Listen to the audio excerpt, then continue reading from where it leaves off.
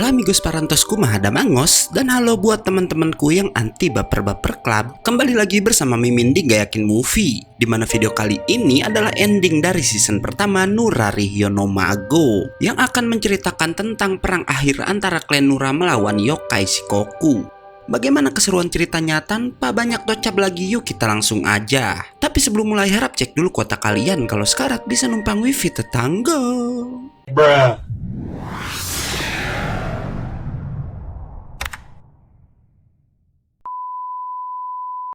Tori yang di ending part sebelumnya terkena kutukan pun akhirnya dibawa ke rumah sakit oleh teman-temannya. Hingga nggak lama Rikuo memutuskan kembali ke kuil Senba dan menemui Kurotabo untuk mengajaknya mencari yokai yang udah mengutuk Tori dan menanyakan bagaimana cara memulihkan temannya itu. Nggak diduga setelahnya Senba sang Tochigami di kuil tersebut lalu menampakkan dirinya. Kuro langsung meminta pertolongan si dewa untuk menyembuhkan Tori, namun Senba menjawab kekuatannya nggak akan cukup menghilangkan kutukan sekuat itu, dan jalan satu-satunya adalah mengalahkan Sodemogi, si yokai kutukan. Mendengar itu, Rikuo pun auto berubah dalam mode yokainya dan langsung memanggil anak-anak Karasu untuk mencari keberadaan Sodemogi. Para Karasu pun lalu mengerahkan banyak gagak, dan gak cuma mereka karena Ryota pun ikut membantu. Dan gak lama ia pun melapor kalau dirinya udah berhasil menemukan Sodemogi, yang ternyata saat itu si yokai berencana menghancurkan kuil lagi. Sodemogi pun berniat membunuh Tochigami kuil itu, tapi tiba-tiba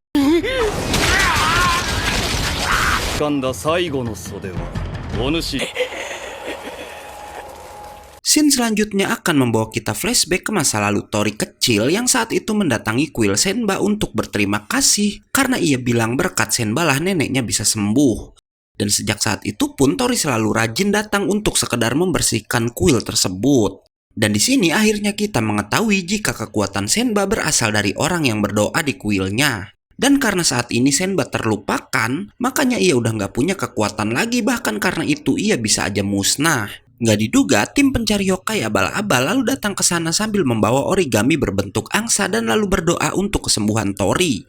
Sementara si Tori sendiri saat itu sedang dalam kondisi yang sangat kritis. Tapi tiba-tiba Senba datang menemui Tori karena kekuatannya udah kembali berkat teman-teman Tori yang udah berdoa di kuilnya, hingga ia bisa menyembuhkan gadis itu. Scene lalu berpindah pada Nurarihyo yang ternyata kepergiannya ke Shikoku untuk menemui seekor tanuki. Pemimpin gunung itu yang gak lain adalah ayah dari tanuki yang saat ini mengincar klan Nura. Di mana Raja Tanuki bilang anaknya itu mungkin sedang mengikuti jejaknya waktu muda yang pernah menjadi pemimpin para yokai juga. Ia lalu mengingatkan Nurarihyo agar berhati-hati pada salah satu dari 7 peziarah yang gak lain adalah Inugami karena katanya yokai itu sangatlah berbahaya. Sementara itu, si Inugami sendiri sangat ingin membunuh Rikuo walau si Tanuki melarangnya. Hingga akhirnya ia pun nekat pergi seorang diri. Shin lalu berpindah ke klan Nura di mana Kyotsugu mendapat komentar dari seseorang lewat situs yokai yang ia buat yang katanya di gedung lama sekolah mereka ada sebuah ruangan auditorium di mana jika mereka menyalakan proyektor film di sana maka yokai akan muncul di layar. Yang tentu aja si Kyotsugu yang tergila-gila pada yokai langsung mengajak teman-temannya untuk pergi ke sana. Rikuo coba menghalangi karena takut teman-temannya diserang oleh kelompok Tanuki, tapi Kenjuro lalu mengabari jika ada telepon untuk tuannya itu. Yang ternyata telepon itu dari Inugami yang saat itu ada di bangunan tua yang sangat ingin dituju oleh Kyotsugu, dan berkata jika ialah yang udah menulis komentar tadi untuk memancing teman-teman Rikuo datang ke sana. Mengetahui hal itu, Rikuo pun segera mencari teman-temannya, tapi sayangnya saat itu mereka semua udah pergi menuju ke bangunan tua. Tanpa mereka tahu, Inugami udah menunggu bersama banyak yokai liar. Sesampainya di ruangan auditorium, Kyotsugu langsung mengajak Shima mencari proyektor yang katanya bisa mengeluarkan yokai. Setelah mereka pergi, Rikuo pun akhirnya sampai di sana dan bertemu dengan para gadis. Gak jauh dari tempat Rikuo, Inugami ternyata sedang mengintip dan marah pada Rikuo yang mempunyai teman-teman manusia. Di sisi lain, ternyata Rikuo gak datang sendiri karena para pengawalnya sedang bertarung dengan yokai-yokai liar.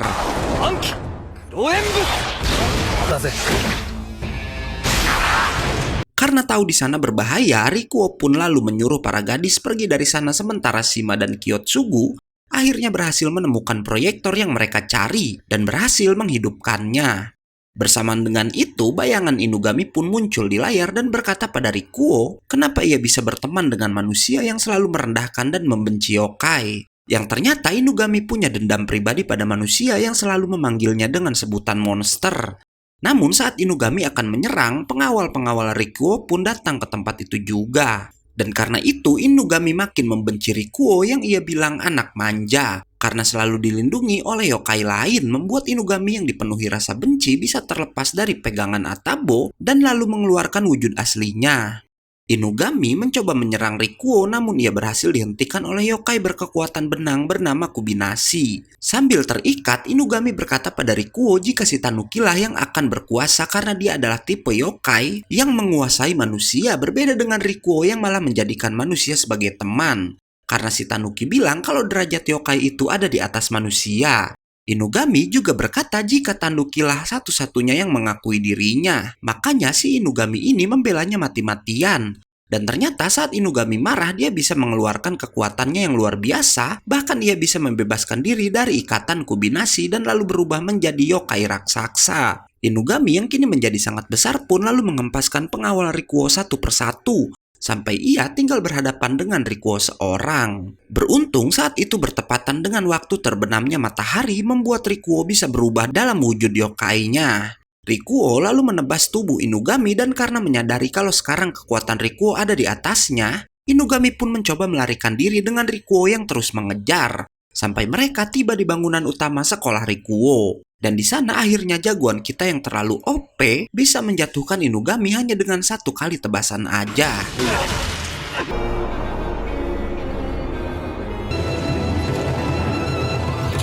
Setelah kekalahan Inugami itu, Tanuki tahu-tahu muncul di hadapan Rikuo. Tapi ternyata kedatangan Tanuki hanya untuk membawa Inugami kembali bersamanya. Dan sebelum pergi, Tanuki berjanji kalau pertarungan terakhir mereka akan terjadi sebentar lagi. Dan gak akan melibatkan para penduduk juga teman-teman Rikuo. Karena janji Tanuki itu, keesokan harinya Rikuo yang gak perlu khawatir lagi sama teman-temannya pun udah memperbolehkan mereka pulang. Tapi si Kyotsugu yang kecewa karena dari semua temannya cuma ia sendiri yang belum pernah melihat yokai, lalu berkata mereka harus mengadakan camp pelatihan lagi di rumah Rikuo, walau cuma Shima yang menyetujui idenya tersebut. Shin lalu berpindah ke Gunung Shikoku di mana si Raja Tanuki memberitahu Nurarihyun kalau dulu anaknya pernah menemukan sebuah harta karun yang ia bilang setelah menemukan harta karunnya itu sifat si Tanuki Junior berubah. Sementara itu si Tanuki Junior sendiri saat itu udah memanggil 88 yokai Gunung Shikoku untuk berperang melawan klan Nura. Dan di sini kita akan ditunjukkan harta karun yang dimaksud ayah si Tanuki tadi, yang ternyata adalah sebuah pedang bernama Hasan no Kashi atau disebut dengan julukan Palu Raja Iblis. Tanpa mereka sadari, ternyata si Soe datang seorang diri ke gedung tempat mereka berkumpul untuk membalaskan dendam ayahnya. Tapi baru aja masuk, Soe langsung diinjak oleh si Ogre Oni. Beruntung saat akan dihabisi, ketiga anak Karasu ternyata datang ke sana juga dan langsung membawa Soe kabur dari sana. Kejadian itu membuat Rikuo menyalahkan dirinya sendiri karena ia nggak berani mengambil tindakan apa-apa pada para yokai Shikoku. Melihat itu, Zen berkata kalau begitu mulailah bertarung dengan membawa pasukan yokai klan Nura yang disebut Hyakkyako. Para petinggi senior termasuk Karasu lalu berkata kalau mereka ini adalah Hyakkyako milik Nurarihyun karena udah berjanji setia menggunakan sake dengannya. Dan karena itu Rikuo harus membuat Hyakkyako-nya sendiri.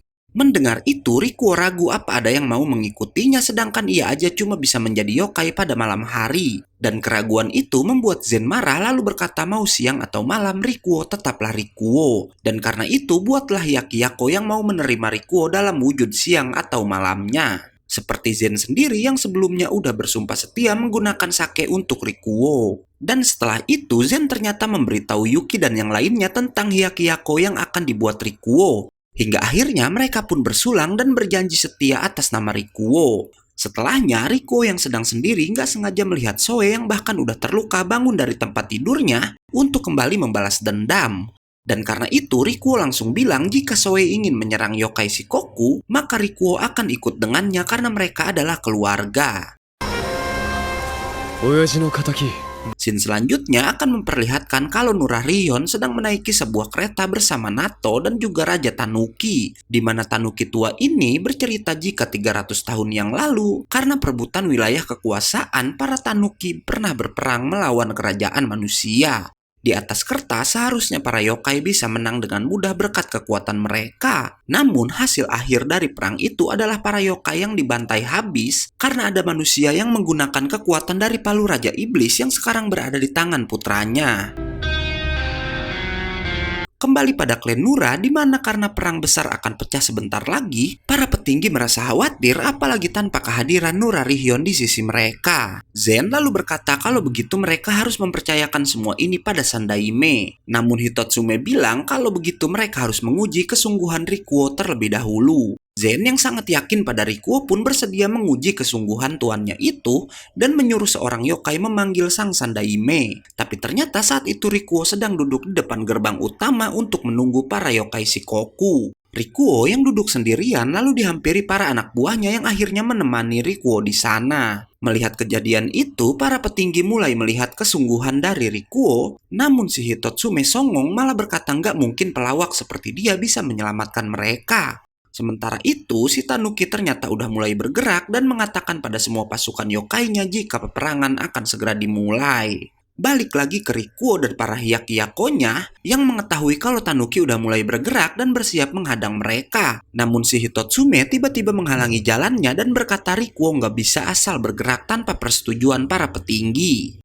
Namun Gyuki lalu membela Rikuo dengan berkata jika para petinggi sekalipun gak bisa menghentikan Rikuo karena sang Sandaime bergerak bersama Hyakuyako miliknya sendiri. Hitotsume lalu membalas perkataan Gyuki yang katanya hanya dengan Hyakuyako miliknya aja, Sandaime gak akan bisa menang. Namun si Hitotsume dibuat kicep oleh anak Karasu yang melaporkan jika yokai dalam jumlah besar yang merupakan pasukan pendukung dari Rikuo udah berkumpul. Dan akhirnya klan Nura pun berangkat ke medan pertempuran.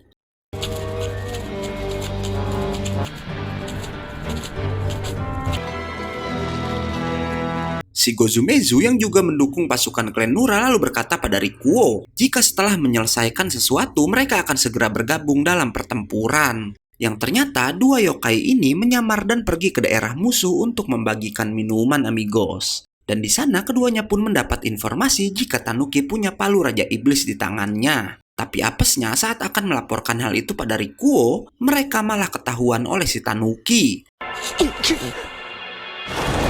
Sementara itu, kedua kubu pun akhirnya saling bertemu di tengah kota di mana si Tanuki langsung memperlihatkan wujud aslinya. Nggak diduga, Rikuo lalu maju seorang diri membuat yokai-yokai Shikoku mengepungnya, termasuk Inugami yang sangat dendam pada si Sandaime. Namun pasukan Hyakuyako tentu nggak tinggal diam dan mulai bergerak hingga peperangan pun pecah saat itu juga. Di sana juga terjadi pertarungan yang melanjutkan pertarungan sebelumnya, di mana dua yokai rambut saling berhadapan. Kappa melawan Gangi Kozu sedangkan Atabo melawan Ogre. Sementara Rikuo sendiri tahu-tahu muncul di hadapan Tanuki dan langsung berhadapan dengannya. Inugami mencoba mengganggu pertarungan keduanya namun si Kubinashi lagi-lagi mengikatnya dengan benang. Shin lalu berpindah pada kelompok pencari yokai abal-abal di mana si Kyotsugu mendapat banyak kabar melalui situsnya yang memberitahu kalau banyak yokai yang muncul di kota mereka. Membuat ia mengajak semua temannya untuk pergi ke sana. Kembali pada Rikuo yang bisa menyudutkan si Tanuki namun ia lalu dikelilingi oleh para yokai Shikoku. Membuat Rikuo lengah dan terkena serangan salah satu dari 7 peziarah bernama Yosuzume yang bisa membuat mata Rikuo nggak bisa melihat apapun. Dan untuk mengantisipasi hal tersebut, Rikuo langsung mengelilingi dirinya sendiri dengan api biru yang bisa membakar semua yokai yang mencoba mendekatinya. Walau si Tanuki bisa lolos dari api itu dan kemudian menusuk tubuh Rikuo dari belakang. Beruntung saat akan dihabisi, Yuki datang dan berhasil mencegah hal tersebut. Melihat itu, Yosuzume lalu kembali mengeluarkan tekniknya dan bahkan bukan Yuki aja yang terkena tekniknya itu. Karena hampir semua yokai yang ada di sana baik dari pihak Shikoku maupun klan Nura nggak bisa melihat apapun. Sementara itu, Kurotabu dan Soe yang bertarung agak jauh nggak terkena efek dari teknik Yosuzume. Namun gak lama mereka nggak sengaja menemukan Gozumezu yang tadi diserang oleh si Tanuki. Balik lagi ke pertarungan di mana si Yosuzume yang mengira Yuki udah sepenuhnya buta berniat menghabisi si gadis salju. Tapi ia tertipu karena Yuki sempat melapisi sebelah matanya menggunakan es hingga Yuki masih bisa melihat. Hingga akhirnya Yosuzume pun bisa dikalahkan dan hal itu membuat penglihatan semua yokai kembali. Zen yang ikut ke medan peperangan untuk mengobati yokai, lalu didatangi Soe yang memintanya untuk segera merawat luka Gozumezu. Sementara itu, si Atabo yang melawan Ogre bisa dihempaskan membuat si Ogre menyatakan jika ialah yokai dengan kekuatan fisik terkuat di seluruh Jepang. Tapi ternyata si Atabo selama ini memakai kalung tengkorak yang menyegel kekuatannya, dan setelah kalungnya dilepaskan ia pun bisa membalikan keadaan dan berhasil mengalahkan Ogre hanya dengan satu pukulan aja. Sedangkan si Kappa bisa mengalahkan lawannya dengan kekuatan air yang sangat kuat. Kembali pada Rikuo, di mana si Tanuki lalu memperlihatkan kekuatan pedangnya yang bisa semakin kuat jika membunuh para yokai. Dan oleh karena itu, ia dengan kejamnya membunuh pasukannya sendiri membuat pedang itu bisa berubah bentuk. Bahkan setelahnya, ia menebas si yokai wanita untuk menambah kekuatan pedang tersebut. Nggak sampai di situ aja karena ia pun terus membantai teman-temannya sendiri. Nggak diduga si Yura yang bisa merasakan aura yokai lalu datang ke sana dan langsung berhadapan dengan Tanuki. Yura pun langsung menyerang, tapi tentu aja kekuatan Shikigaminya bukanlah tandingan palu Raja Iblis. Melihat temannya dalam bahaya, Rikuo lalu menyerang si Tanuki dan berhasil memotong topengnya. Dan Rikuo nggak sendiri karena ada Hyakiyako yang selalu membantunya. Sementara itu, Inugami nggak sengaja melihat Kana yang ternyata ada di sana juga dan langsung menjadikannya sandra. Namun si Kana bilang ia nggak takut, membuat Inugami melepaskannya dan meminta Tanuki membunuh si Kana. Dan yang nggak diduga sama si Inugami, ternyata Tanuki malah menghabisi si Inugami untuk menyempurnakan pedangnya. Pertarungan akhir pun dimulai di mana si Rikuo membawa Tanuki untuk bertarung di tempat lain diikuti oleh semua Hyakiyakonya. Dan karena itu, lagi-lagi si Kyotsugu datang terlambat dan gak berhasil melihat yokai. Rikuo langsung beradu kekuatan dan terlihat imbang dengan si Tanuki.